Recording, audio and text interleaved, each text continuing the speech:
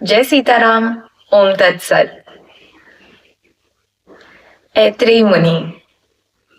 नारद मुनि ने महिसागर संगम में जो स्थान स्थापित किया था वहां पे हारित नामक मुनि रहने लगे।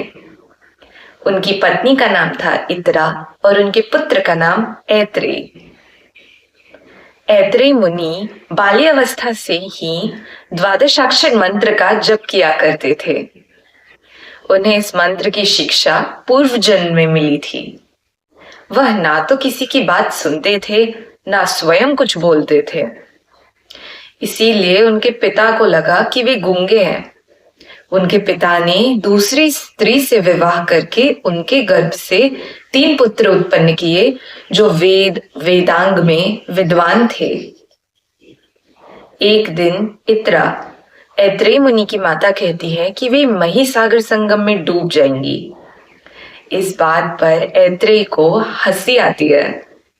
वे हंसने लगते हैं और अपनी माता से इस संसार के दुखों का वर्णन करने लगते हैं।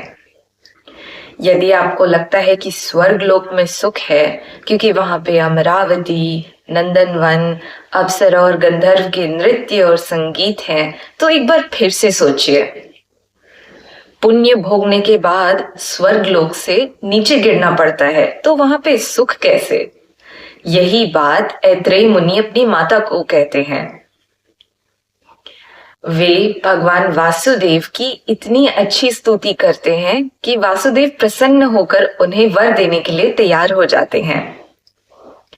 उस दिन ऐत्रेय मुनि और उनकी माता इतरा ने श्री विष्णु के दर्शन किए। जय सीताराम।